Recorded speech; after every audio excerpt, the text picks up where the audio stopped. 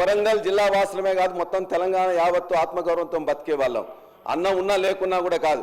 అందుకే మేము ఖచ్చితంగా చెప్తున్నాం, వరంగల్ మహనీయులైన రాణి రుద్రమదేవి సాక్షిగా, సర్దార్ సర్వాయి పాపన్న సాక్షిగా, తెలంగాణ సాయుధ పోరాట తొలి అమరుడు దొడ్డి కొమరయ్య సాక్షిగా, మా అక్క చాకలి ఐలమ్మ సాక్షిగా, సమ్మక్క సారక్క సాక్షిగా మా ఆత్మగౌరవం నిలబడడానికి ఖచ్చితంగా పోరాడతాం. మీరు దయచేసి మార్చవద్దు. మారిస్తే మళ్ళీ మేము వచ్చిన తర్వాత మళ్ళీ మేము తెచ్చుకుంటామని కూడా మీకు తెలియజేస్తున్నాం అధ్యక్ష.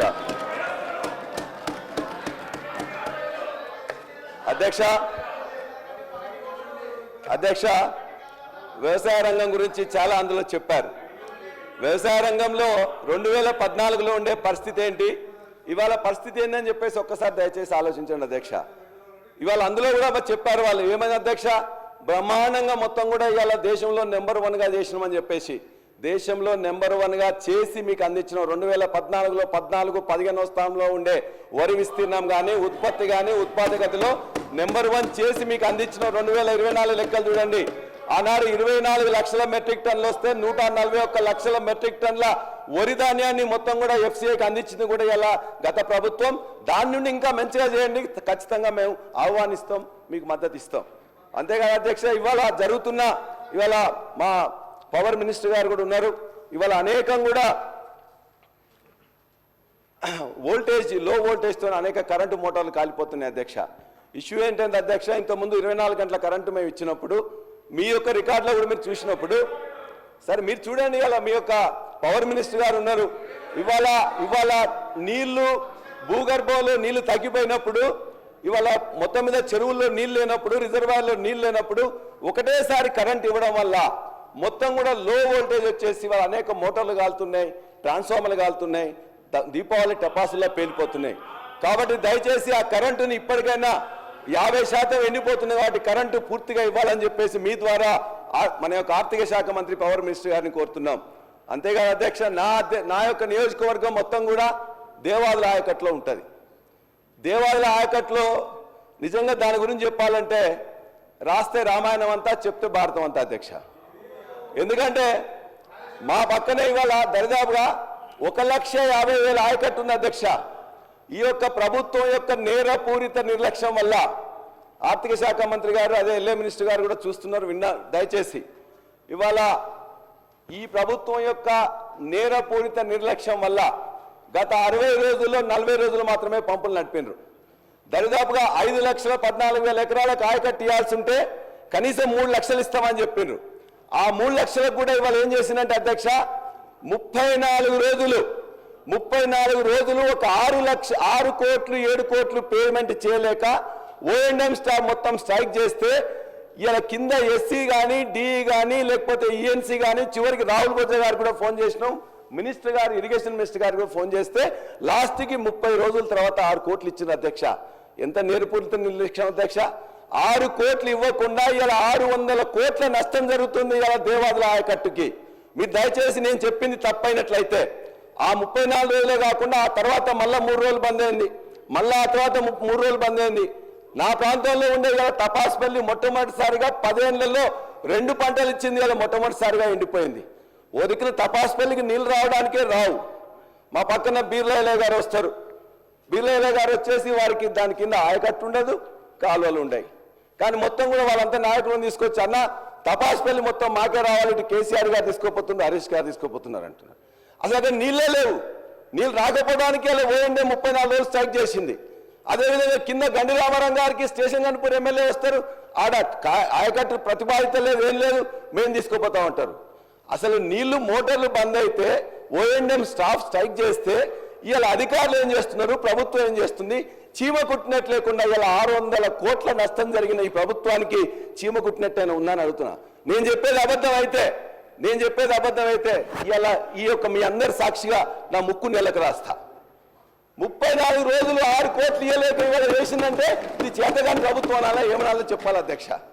చాలా బాధ అధ్యక్ష. అంతేకాదు అధ్యక్ష, ఇవాళ ఇదే పరిస్థితి మొత్తం రాష్ట్రం మొత్తం మీద కూడా ఉంది అధ్యక్ష.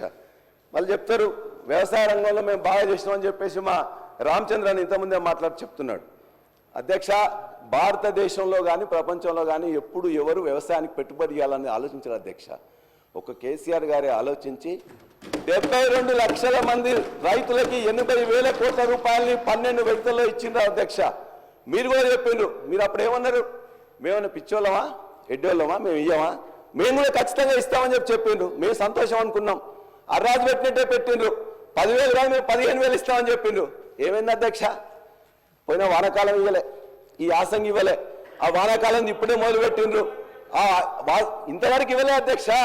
7,500 ఎకరానికి రావాల్సింది గత 7,500, 7,500 అంతకుముందు ఇస్తానే కూడా ఇవ్వలే. తప్పనిసరిగా ఇవ్వాలని చెప్పేసి మీ ద్వారా ఈ ప్రభుత్వాన్ని నేను కోరుతున్నా అధ్యక్ష. అదేవిధంగా గతంలో నీటి తీరువారు రద్దు చేసి ప్రతి రిజర్వాయర్ నింపి ప్రతి చెరువును కూడా నింపినాం అధ్యక్ష. ఇవాళ మా జనగామలో ఉండే అన్ని రిజర్వాయర్లు తపాస్పల్లి కానీ, గండిరామారం కానీ, బొమ్మకూరు కానీ, ఇవాళ కన్నెపోయినగూడెం కానీ, లక్నూరు కానీ మొత్తం రిజర్వాయర్లు ఎండిపోయినాం అధ్యక్ష.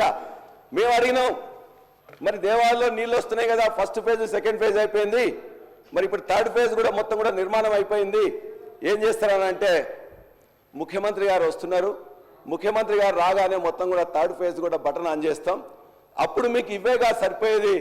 ఈ యొక్క ఫస్ట్ ఫేజ్ సెకండ్ ఫేజ్ తర్వాత 350 క్యూసెక్కులు 500 క్యూసెక్కులు వస్తున్నాయి. 1800 క్యూసెక్లను ముఖ్యమంత్రి గారు వచ్చి ఇమ్మీడియట్ గా బటన్ ఆన్ చేస్తారని చెప్పేసి మిగతా పంపులను కూడా ఆన్ చేయాలి అధ్యక్ష. సంతోషం. ముఖ్యమంత్రి గారు రేపు స్టేషన్ గన్పూర్ నియోజకవర్గానికి వస్తున్నారు. అది మొత్తం కూడా దేవాదుల ప్రాంతం. ఆ దేవాదుల ప్రాంతానికి ఇమ్మీడియట్ గా వారు ఆన్ చేసి ఇప్పటికే 50% ఎండిపోయిన పంటలకు నీళ్లు ఇవ్వాలని కోరుతున్నాం. ఆ పంటలు నష్టపోయిన వారికి ఉన్నట్లయితే కాంగ్రెస్ ప్రభుత్వం ఇంతకుముందే చెప్పింది. ఏమని చెప్పిండ్రు? మేము ఖచ్చితంగా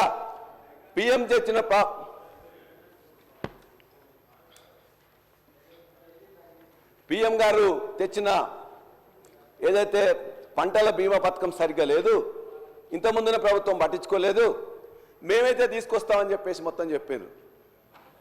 ఇంతవరకు 15 నెలల నుంచి దానికి ఆలు లేదు, చూలు లేదు అధ్యక్ష. పంటల బీమా లేదు. ఇప్పుడు దయచేసి రేపు ముఖ్యమంత్రి గారు ఆన్ చేసిన తర్వాత కూడా ఎండిపోయిన పంటలు ఏమన్నా ఉన్నట్లయితే వాటికి దయచేసి ఎకరానికి 20,000 రూపాయలు. మన నేరపూరిత నిర్లక్ష్యంతో 34 రోజులు స్ట్రైక్ చేస్తే ఆ పంటలు ఎండిపోయినాయి కాబట్టి దానికి ఇవ్వాల్సిందిగా నేను ముఖ్యమంత్రి గారిని ఇలా కోరుతున్నాం.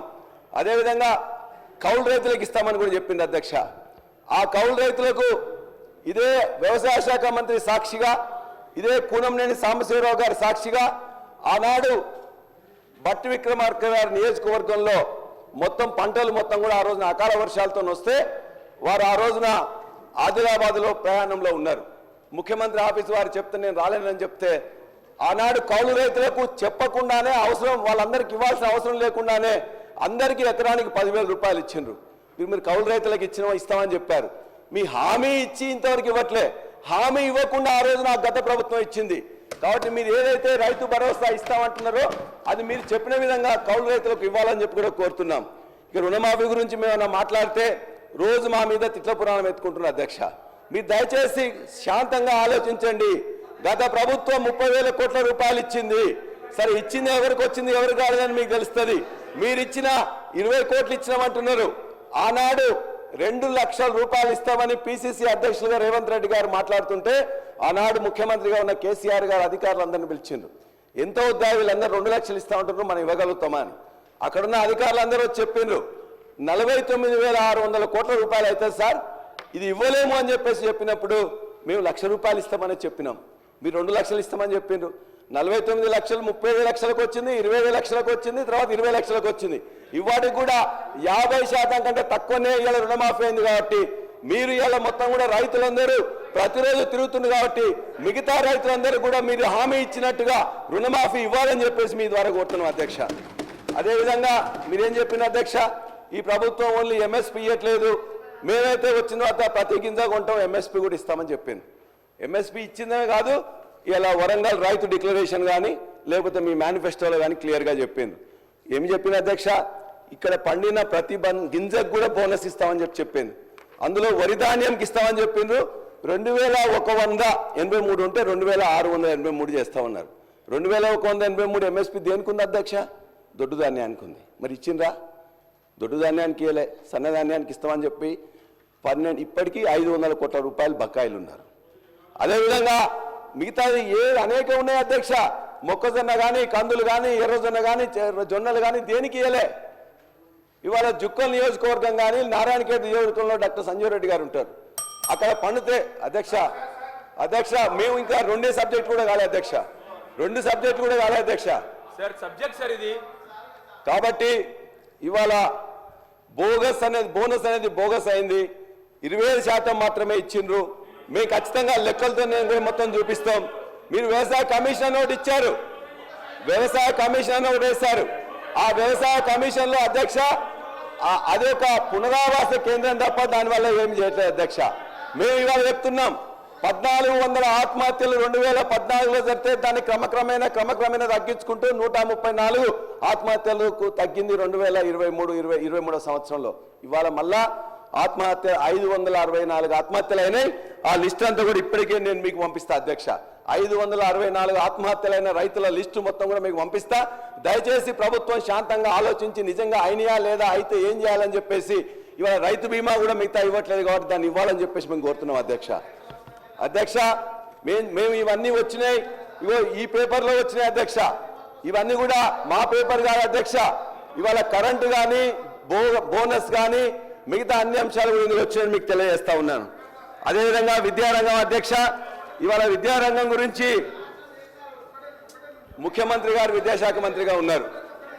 ముఖ్యమంత్రి గారు విద్యాశాఖ మంత్రిగా ఉన్నారు. ఒక నిమిషం. గౌరవ సభ్యులు పల్లా రాజేశ్వర రెడ్డి గారు ఇప్పుడు అంటే హౌస్ను మిస్గైడ్ చేస్తుంది కాబట్టి నేను ఇంటర్ఫియర్ అవుతున్నాను. బోనస్ సంబంధించి 250 కోట్ల చిల్లర బకాయిలు ఉన్నాయి, త్వరలో చెల్లిస్తాము. దాంతోపాటు మా నల్గొండ జిల్లాలో అధ్యక్ష ఈ 2 లక్షల రుణమాఫీ 6,746 కోట్ల రూపాయలు ఉమ్మడి నల్గొండ జిల్లాలో 2 లక్షల లోపు రుణమాఫీ అయింది. 54,145 మంది రైతులకు. దాంతోపాటు ఉమ్మడి నల్గొండ జిల్లా 12 కాన్ఫరెన్స్ సంబంధించి చెప్తున్నా. దాంతోపాటు 95 కోట్ల రూపాయలు మా జిల్లాలో బోనస్ సంబంధించి 80 కోట్ల రూపాయలు చెల్లించడం జరిగింది. 16 కోట్ల రూపాయలు డ్యూస్ ఉన్నాయి బోనస్. దాంతోపాటు 21,000 కోట్ల రూపాయలు 25 లక్షల మందికి ఒకటే దఫా భారతదేశ చరిత్రలో రుణమాఫీ చేయడం జరిగింది.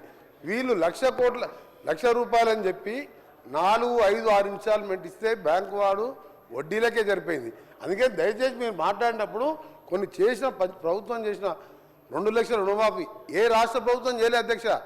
అలాంటి విషయాలు చెప్తూ ఇంకా ఏమున్నా మీ డిమాండ్ చెప్పాలి తప్ప 600 కోట్ల బకాయిలు ఉన్నాయని చెప్పి నువ్వు చూపించండి. 600 కోట్లు ఏ జిల్లాలో ఎంతుందో మా దగ్గర లెక్కలు ఉన్నాయి, మీ దగ్గర పంపిస్తాం చూడండి. ఎందుకు తప్పు మాట్లాడతారు? ఎందుకు ఓర్వలేకపోతున్నారు? రైతులకు 2 లక్షల రుణమాఫీ ఒక్కసారి చేసి ఇలా దేశ చరిత్రలో ఎవరు చేయని పని చేస్తే మా గౌరవ ముఖ్యమంత్రి గారు, ఫైనాన్స్ మినిస్టర్ గారు ఎంత ఇబ్బందులున్నా 2 లక్షల రుణమాఫీ చేసిను. దాన్ని హర్షించేది పోయి ప్రతిదీ రాజకీయం చేయడం. జనగామలో అధ్యక్ష వీళ్ళు చెప్పాను ఇప్పుడు వారి కాన్ఫరెన్స్లో 28,509 మంది రైతులకు 263 కోట్ల రూపాయలు మీ జనగామ కాన్ఫరెన్స్లో రుణమాఫీ 2 లక్షలు అయింది. మీకు తెలుసా అసలు రైతుల లిస్టు తీసుకుందా? అందుకనే మీరు 600 కోట్ల బోనస్ పైసలు లేవు, పెండింగ్ లేవు, తక్కువనే ఉన్నాయి, అన్ని చెల్లించడం జరిగింది. చాలా హ్యాపీగా ఉన్న రైతులు. దయచేసి ఉన్న ఫ్యాక్ట్స్ గవర్నర్ ప్రసంగం మాట్లాడవలసిందిగా రిక్వెస్ట్ చేస్తున్నాం. పల్లా రాజేశ్వర మంత్రి గారు